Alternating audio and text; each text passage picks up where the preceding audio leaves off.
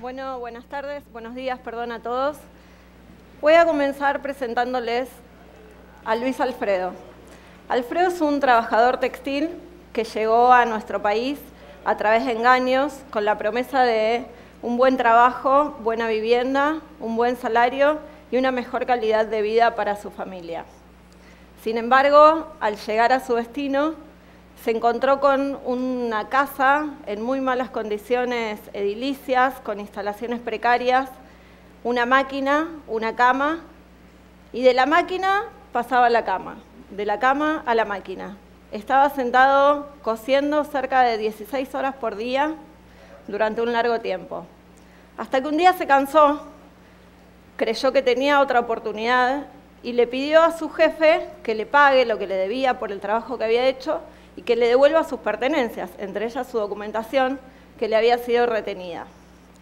Esta fue la respuesta que obtuvo de su empleador.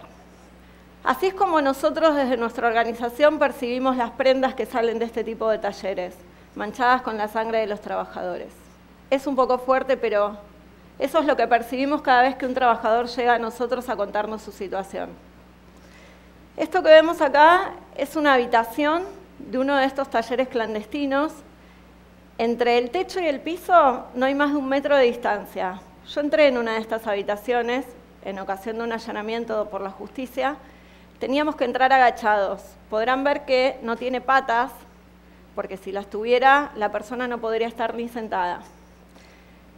Esta es la entrada del nicho, le llamo yo, porque no puede decirse habitación. Justamente, están muertos en vida estos costureros, estos trabajadores. Esa es la entrada de otra de las habitaciones. Y otra. Y así esta situación se repite en muchos lugares en la ciudad de Buenos Aires. Les cuento que yo formo parte de la organización La Alameda desde el inicio, a principios de 2001. Esta organización surge como respuesta a la crisis social, económica y política de fines de 2001, donde cayó uno de los gobiernos democráticos y se sucedieron varios presidentes en el lapso de una semana. Esto dio lugar a que la gente saliera a la calle a pelear por sus derechos, a reclamar, muchos por dinero, porque tenían el corralito, algunos tal vez escucharon hablar de esto, pero otros queríamos de verdad generar un cambio. En nuestro caso empezamos viendo cuáles eran las necesidades básicas en nuestro barrio, en Parque Avellaneda, y vimos que había muchas mujeres con hijos dando vuelta por ahí, por los centros de salud, por los hospitales, y que no tenían para comer. Entonces decidimos generar un comedor comunitario, incluyéndolos en la elaboración de la comida, en la limpieza del lugar. No una caridad, sino una inclusión en la solución de su problema. Posteriormente pensamos que era momento de generar fuentes de trabajo genuino para estas personas y construimos una cooperativa de trabajo. También, a raíz de que muchas de estas personas no conocían sus derechos, sobre todo los migrantes, y los amenazaban con que podían ser deportados, cosa que no era cierta, empezamos a trabajar en una unión de trabajadores costureros con el objetivo de que, además de los trabajadores se organicen para pelear juntos por sus derechos, básicamente conozcan cuáles eran esos derechos, porque muchos no los conocían. Actualmente, para vehiculizar todos estos trabajos y todas las denuncias que recibimos de parte de los trabajadores, desde 2008 se constituyó, se formalizó en realidad la Fundación Alameda, cuyo objetivo es la lucha contra el trabajo esclavo, el trabajo infantil y la trata de personas. Y el último logro institucional que tuvimos, si podemos llamarlo logro, por los desafíos que eso nos genera, es que hemos logrado a través de la elección que se realizó el año pasado en la Ciudad de Buenos Aires, una banca en la legislatura de la ciudad. Les voy a contar un poco cómo se caracteriza la industria de la indumentaria en nuestro país, que no difiere mucho de la situación en otros países de Latinoamérica y de Asia, sobre todo el sur de Asia. La propia Cámara de la Indumentaria de los empresarios que la forman señalan que el 78% de la industria se realiza en condiciones de trabajo no registrado. Nosotros le decimos en negro, y dentro de ese 78%, cerca del 80%, de acuerdo a estimaciones, se realizan talleres clandestinos, de las características en las que estaba Alfredo, y muchos Alfredos. Cerca de 30.000 Alfredos se desempeñan como costureros, reducidos a la servidumbre junto a sus familias, en alrededor de 3.000 talleres clandestinos solo en la ciudad de Buenos Aires. Lo que caracteriza a estos lugares es el hacinamiento, la mala ventilación, la mala iluminación, lo que trae como consecuencia enfermedades prevalentes como la neumonía, tuberculosis, silicosis y anemia. Esto abarca a los trabajadores mismos y a sus familias. Muchos niños se detecta que tienen tuberculosis. Pensábamos que la tuberculosis era una enfermedad que ya no existía. Bueno, les cuento que sí existe, y muchos casos en nuestra ciudad. Principalmente, como les mencionaba, estas personas han sido víctimas de trata. Se han sido vulneradas no solamente en su confianza, en sus derechos básicos como seres humanos, y además han sido despojados de sus lugares de origen. Desde la Fundación venimos denunciando desde hace ya más de 10 años 114 marcas con pruebas contundentes que le brindamos a la justicia. Desde una ONG pudimos investigar la cadena de valor de 114 marcas muy importantes de nuestro país y algunas internacionales, y no entendemos cómo desde el Estado, con todos los recursos que tienen, no pueden hacer este trabajo. Le hemos brindado esta información y hasta el momento solamente 11 personas han sido procesadas y condenadas. Hay presas con 6 y 3 años de prisión. Estos son fallos recientes. Y este es uno de los puntos en los que nosotros debemos trabajar y generar conciencia en los jueces y en los funcionarios.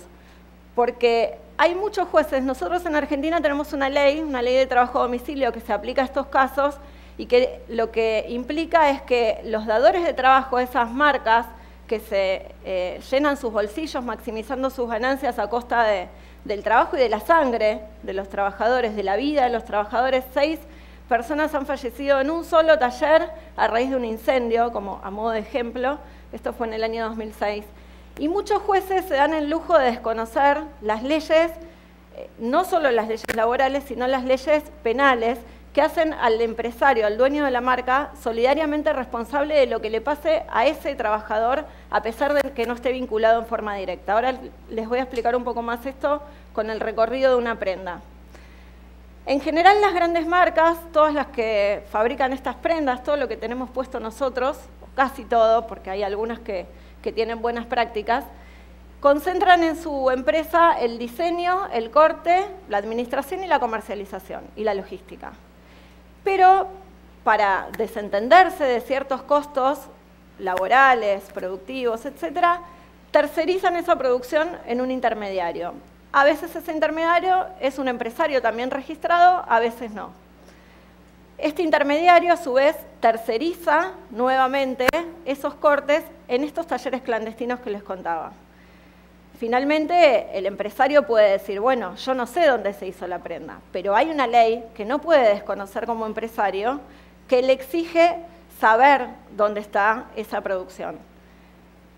Luego de que la prenda es elaborada en el taller, vuelve al intermediario, vuelve al fabricante y llega con mucho glamour y mucho brillo a los shopping, a los comercios, a los locales de venta que nosotros, ingenuos de buena fe, vamos, compramos y no nos damos cuenta que están manchadas con sangre, como vimos en la imagen anterior. Terminamos siendo cómplices por no cuestionarnos, por no ser consumidores responsables. A eso apelamos también, a generar conciencia en los consumidores de que nos empecemos a preguntar qué hay detrás de aquello que compramos. Ayer lo decía otra compañera de Verdes y Colores, ¿no? ¿Quién está detrás de este producto? No pasa solo con la indumentaria, pasa con otros rubros de la producción, sobre todo que utilizan mano de obra intensiva. Les hablaba de la ley. La ley de trabajo a domicilio, como les decía, implica que el dador de trabajo, el fabricante, la gran marca, Cosiuco, para dar un caso de una marca de nuestro país, deriva al intermediario, a los talleres clandestinos, el trabajador tiene un accidente, ¿quién le cubre el accidente? Por esta ley debiera cubrirlo Cosiuco. Si el intermediario no tiene el dinero para pagar una indemnización, en caso de que esto fuera necesario, debiera pagarlo Cosiuco. Si el trabajador fue víctima de trata y trabaja para un intermediario que trabaja para Cosiuco, el dueño de Cosiuco debe ir preso, porque es responsable por esta ley de trabajo a domicilio de lo que sucede con ese trabajador. Esto los jueces no lo aplican. ¿Qué hay detrás de todo esto? Para ir un poco más rápido. Detrás de todas estas marcas o de muchas de estas marcas, lo que fuimos descubriendo a través de la investigación, de las denuncias que nos llegan y a través de brindar las pruebas a la justicia, es que son todos delitos entramados en lo que denominamos crimen organizado. Muchas de estas marcas son simplemente pantallas para el lavado de dinero, para el narcotráfico, para el trabajo infantil, y conforman esa mafia que nosotros intentamos combatir desde la Alameda. Supongo que por eso Melissa hablaba del contexto tan desfavorable, pero creemos que es necesario que nos involucremos. No podemos mirar para otro lado. No podemos ver a muchos Alfredos y no hacer nada, y seguir comprando ropa y desde nuestro lugar de organización seguir simplemente dándole de comer a la gente. Esto lo denunciamos a la justicia, como les decía, y también propusimos como una política pública, pero que de hecho ya está implicada en leyes, que se confisquen los bienes de las empresas que utilizan este tipo de prácticas productivas. Eso lo hemos logrado en varios casos. Dio lugar, por ejemplo, al CDI, que ven que surgió en el año 2009, el Centro Demostrativo de Indumentaria se equipó íntegramente a 9 unidades productivas, involucramos también al gobierno de la ciudad y al gobierno de la nación de nuestro país, y son máquinas confiscadas a talleres esclavistas, por la valentía de un juez o por haber hecho lo que tenía que hacer. No es que hizo nada del otro mundo. Y hoy en día están trabajando más de 200 personas en ese Centro Demostrativo de Indumentaria en forma cooperativa, autogestionada y con asesoramiento de los institutos de tecnología de la nación. También, para dar un paso más, ya que esto es un fenómeno globalizado, en el año 2010 hicimos una alianza con una cooperativa de Tailandia que venía trabajando en el mismo sentido que nosotros, con el objetivo de difundir globalmente que es posible producir y consumir de otra manera, invitando a los trabajadores y a los consumidores a sumarse. Hasta la fecha ya se han sumado otros grupos cooperativos de Tailandia, de Indonesia, de Filipinas y de Hong Kong. Es un proyecto muy interesante y muy gratificante. Y el último de los logros por el momento que hemos tenido, también con máquinas confiscadas, fue el emprendimiento textil Orgullo.com, que es en el Monte Formoseño. Ahí abajo se pueden ver algunas imágenes. Esto fue máquinas confiscadas al taller esclavo, se trasladaron hacia una zona bastante inhóspita y no saben lo gratificante que fue bajar las máquinas en ese lugar y ver las caras de satisfacción de las compañeras indígenas que hasta ahora lo único que tenían eran las palmas para tejer sus cestos y eso limitaba mucho su desarrollo y su autonomía. Hoy en día están produciendo prendas para consumo interno de los 4.000 integrantes de esa comunidad y ya están proyectando la fabricación de uniformes de trabajo para una empresa transportista, que además colabora con ellos llevándole algunas donaciones. Y es emocionante que venga la compañera que hasta hacía meses estaba en su casa encerrada y que ahora pudo lograr incluso que su marido la ayude cuidando a sus hijos para que ella pueda ir a trabajar. La verdad es muy emocionante ser parte de esa situación. Les sintetizo en un minuto que me queda cuáles son nuestros objetivos. Nuestros objetivos no son reemplazar al Estado generando fuentes de trabajo. Nuestros objetivos son, y desafíos además, son que los jueces apliquen las leyes que ya existen para darle oportunidad a todos los trabajadores de tener un trabajo digno, que se generen más políticas públicas en favor de la limpieza de la cadena de valor. No queremos ver más sangre en las prendas que compramos y queremos comprar prendas, no podemos andar por la calle desnudos, ¿no? O descalzos.